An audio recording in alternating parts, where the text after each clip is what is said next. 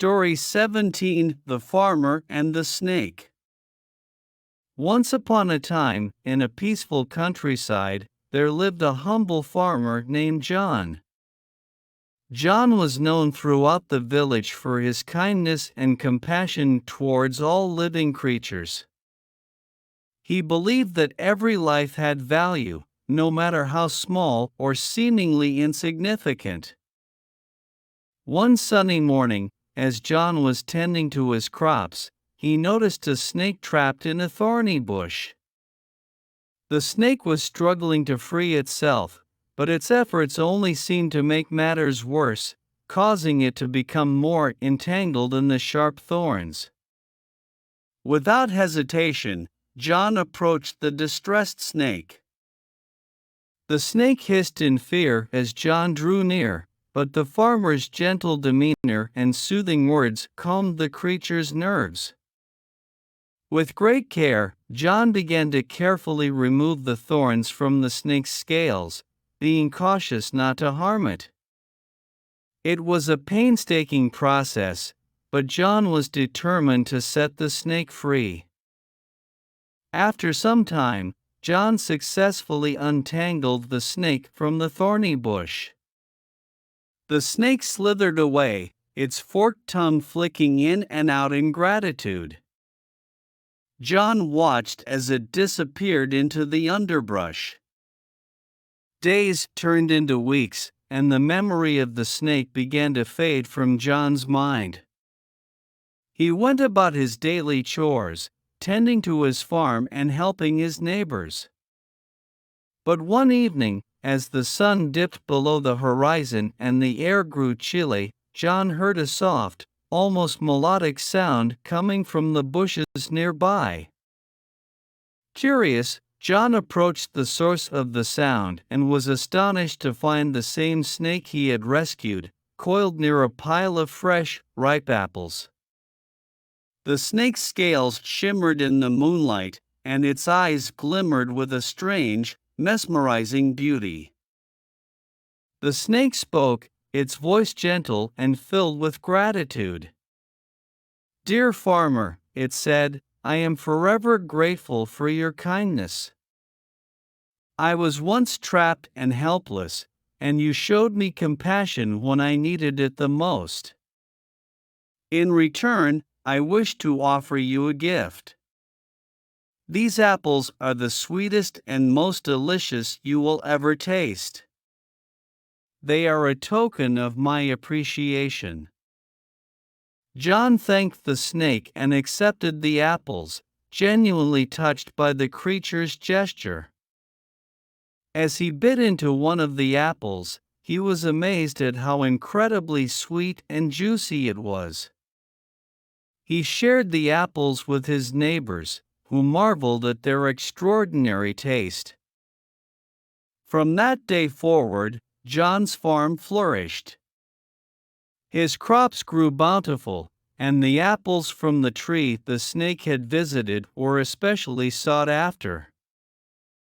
The village prospered, and John's kindness continued to inspire others to be compassionate and help those in need. The story of the farmer and the snake became a legend in the village, a reminder that acts of kindness, no matter how small, could have a profound and lasting impact on the world. And so, in that peaceful countryside, the spirit of compassion and goodwill thrived, thanks to the humble farmer who had once shown kindness to a snake in need. The end. Story 18. A limit of your kindness. Once upon a time, in a small village nestled between rolling hills, there lived a kind and generous young woman named Emily. She was known far and wide for her boundless compassion and willingness to help others in need. Her acts of kindness were a beacon of light in the lives of the villagers. One sunny morning, as Emily was tending to her garden, she noticed a frail, elderly man sitting on a bench near her home. His clothes were tattered, and his face bore the wrinkles of a long and difficult life. Emily approached him with a warm smile and offered him a glass of water. The old man introduced himself as Mr. Thompson and explained that he had been traveling for days, searching for a place to stay. He had lost his way and had no family or friends to turn to. Emily's heart went out to him, and without hesitation, she invited him into her home. For weeks, Mr. Thompson lived with Emily and her family. Emily cared for him as if he were her own grandfather, ensuring he had warm meals and a comfortable bed to sleep in. She listened to his stories of his youth and learned valuable life lessons from his experiences. As time passed, Emily's neighbors began to question her kindness. They worried that Mr. Thompson might be taking advantage of her generosity or that he could pose a danger. But Emily's heart remained steadfast in her belief that everyone deserved kindness and compassion, regardless of their circumstances. One chilly evening, as Emily and Mr. Thompson sat by the fireplace, he confessed a secret he had been holding back. He revealed that he was a retired painter, and the reason he had been traveling was to find a new home for his cherished painting, a masterpiece that he had created in his youth. Touched by his story, Emily encouraged Mr. Thompson to share his painting with the world. She offered to help him organize an art exhibit in the village, where people could admire his work. With Emily's unwavering support, Mr. Thompson's painting gained recognition, and art enthusiasts from near and far flocked to the exhibit. The painting depicted a beautiful landscape with a radiant sunset, and it seemed to capture the very essence of hope and serenity. It was aptly titled "A Limit of Your Kindness." The villagers were moved by both the painting and the heartwarming story behind it.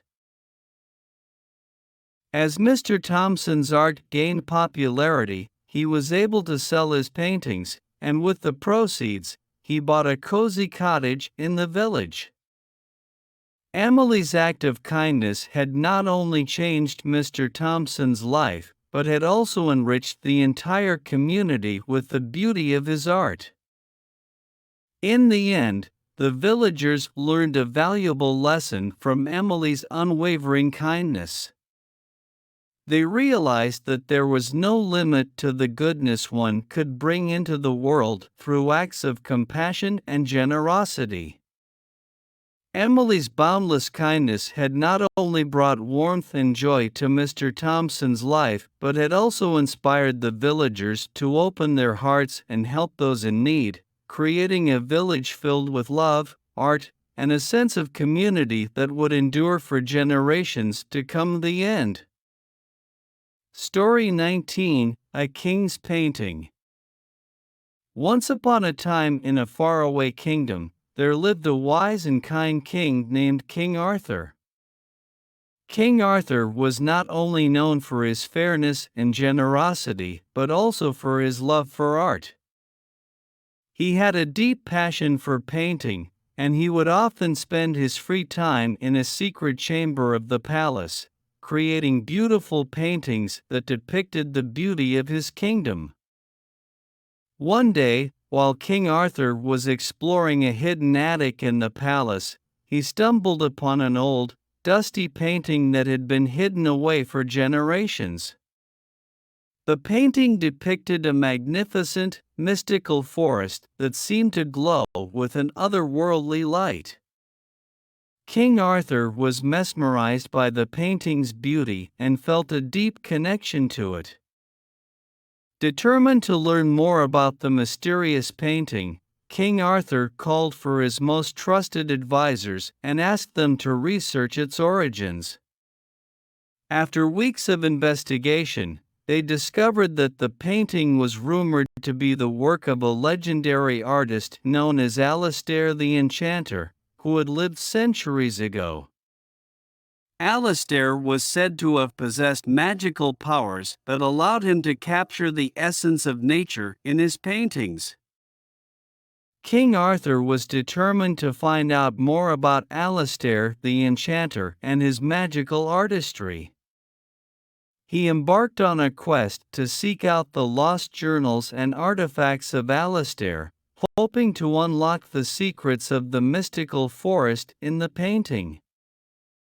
His quest took him to distant lands and through treacherous challenges. Along the way, he encountered mythical creatures, solved riddles, and befriended wise old wizards who shared their knowledge with him. Each step of the journey brought King Arthur closer to unraveling the mysteries of Alastair's art. Finally, after years of searching, King Arthur discovered the last remaining journal of Alastair the Enchanter. It revealed the secrets of how to infuse paintings with the magic of nature. With this newfound knowledge, King Arthur returned to his kingdom and decided to recreate the mystical forest painting himself. King Arthur worked tirelessly, pouring his heart and soul into the painting. He painted for days and nights, infusing it with all the love he felt for his kingdom and its natural beauty. When he finished, the painting radiated with an ethereal light, just like the original. Word of King Arthur's masterpiece quickly spread throughout the kingdom. People came from far and wide to see the magical painting, and they were captivated by its beauty. The painting became a symbol of the king's love for his kingdom and his dedication to preserving its natural wonders. King Arthur's legacy as both a wise ruler and a talented artist was celebrated for generations to come. The mystical forest painting remained a treasured possession of the kingdom, a reminder of the power of art and the beauty of nature.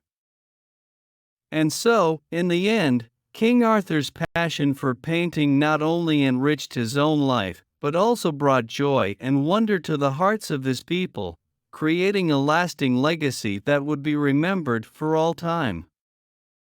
The end.